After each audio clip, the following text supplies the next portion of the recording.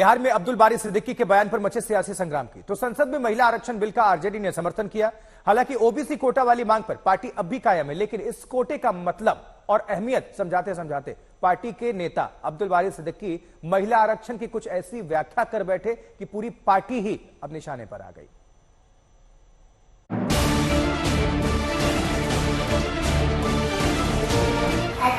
महिला के नाम पर इंडस्ट्री वाली कॉपकट वाली औरत चली आएगी नौकरी में, आपके महिलाओं को हक और हुकूक मिले। अभी आरजेडी सांसद मनोज झा की संसद में पड़ी गई ठाकुर का कुआं कविता पर बिहार में हंगामा थमा भी नहीं था कि पार्टी के एक और नेता के बयान ने आरजेडी को बीजेपी के निशाने पर ला दिया, क्योंकि मुजफ्फरपुर की भरी सभा में पार्टी के दिग्गज नेता अब्दुल बारी सिद्दीकी ने महिला आरक्षण को लेकर बेतुका बयान दिया है।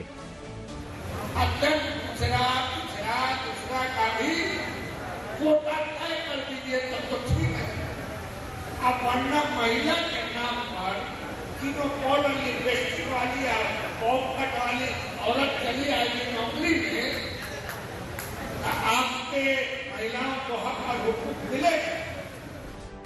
अब्दुल बारी के आपत्तिजनक बोल पर बिहार की सियासत गरमाते देर नहीं लगी। बीजेपी ने इसे महिलाओं का अपमान बताया, अब्दुल बारी सिद्दीकी पर कानूनी कार्रवाई की चेतावनी दी। इस प्रकार के भारत के नारियों पर प्रहार नहीं करें। आप जानते हैं कि दुनिया में एक भारत ही हमारा एक देश है, जिस देश को भारत माँ के नाम से पुकारा जाता है, जिस देश में दुर्गा माँ है, लक्ष्मी माँ है, सरस्वती माँ है, और आप इस तरह से हमारी नारी शक्ति पर प्रहार करेंगे तो हम आपको कानून के कटघरे में खड़ा कर देंगे और आपको जीवन भर याद रहेगा। कि ये पब्लिक मीटिंग को एड्रेस कर रहे थे और वो सुदूर गांव की माताएं बहनें थीं, तो उन्होंने एक प्रतीकात्मक रूप से, सांकेतिक रूप से ये बात कही। उनका कहने का तात्पर्य ये रहा है कि जो हम लोग चाह रहे हैं, हमारी पार्टी चाह रही है कि समाज के अंतिम पंक्ति में बैठे वो माताएं बहनें सदन में जाएं, प्रतिनिधित्व करें, जो पिछड़ी जातियों से हैं, ओबीसी से हैं। बात जुबान से निकल चुकी थी, बयान पर सियासत भी बढ़ चली थी और आरजेडी नेताओं की सफाई काम नहीं आ रही थी। लिहाजा खुद अब्दुल बारी सिद्दीकी सफाई देने सामने आए।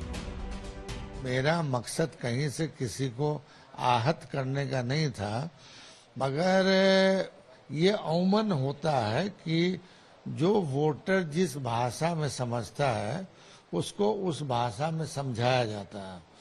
तो स्वाभाविक है कि जो अत्यंत पिछड़ी जाति की जो महिलाएं हैं वो अनपढ़ हैं, बोलना नहीं जानती हैं, बहुत तरह की बातें, जो गरीब गुरबा लोग हैं, तो उनकी भाषा में हमने कहा था। मैं इसका मतलब कतई नहीं है कि किसी को अपमानित करना या किसी के भावना पर ठेस पहुंचाना। भले ही अब्दुल बारी सिद्दीकी और आरजेडी नेता बयान को लेकर अपनी अपनी दलीलें दे रहे हैं, लेकिन ये बात साफ है कि जैसे शब्दों का इस्तेमाल आरजेडी नेता ने महिलाओं के लिए किया वो बेहद शर्मनाक है। बीजेपी लगातार कह रही है कि आरजेडी और एसपी जैसी पार्टियों ने मजबूरी में महिला आरक्षण का समर्थन किया है और अब भी वो इसे लेकर भ्रम फैला रही हैं। महिलाओं के सशक्तिकरण पर भी गलत बयानी कर रही हैं। कांग्रेस और इसके घमंडिया साथी, उनको लग रहा है कि मोदी ने क्या कर दिया, वो गुस्से से भरे हुए हैं। उनको लगता है ये सारी माताएं बहनें अब मोदी को ही आशीर्वाद देगी, उनकी नींद हराम हो गई है। महिला आरक्षण से जुड़ा ये मामला बेहद संजीदा है। ऐसे में सहयोगी पार्टियां भी अब्दुल बारी की टिप्पणी पर बेहद सदा हुआ बयान दे रही हैं और तो और महिलाओं के मुद्दे पर सोच समझकर बोलने की नसीहत दे रही हैं। हमारी पार्टी ये मानती है कि महिला आरक्षण का जो बिहार मॉडल है वो सर्वश्रेष्ठ है। तात्कालिक तौर पर लंबे समय से संसद में जो ये लंबित मसला था उसका तार्किक समाधान इस देश के बहुदलीय लोकतंत्र ने ढूंढा। अब जो इसमें कमियां हैं जिससे इसका समग्रता के साथ समाज के सभी वर्ग लाभ ले सके, इस दिशा में केंद्र सरकार को एक संशोधन करने के लिए तैयार होना चाहिए।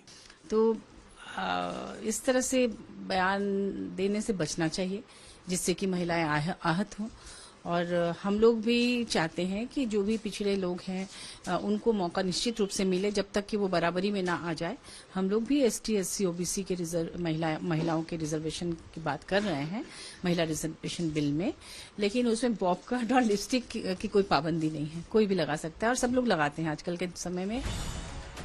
बीते कुछ समय से मनोज झा की पढ़ी कविता को लेकर बिहार में ठाकुर बनाम ब्राह्मण वाली लड़ाई चल रही है और आरजेडी ही इस लड़ाई के निशाने पर थी। अब अब्दुल बारी के नए बयान ने बिहार की सियासत में नया संग्राम छेड़ दिया है। महिला आरक्षण के मुद्दे पर आरजेडी को निशाने पर ला दिया है। पटना से आदित्य वैभव, आज तक।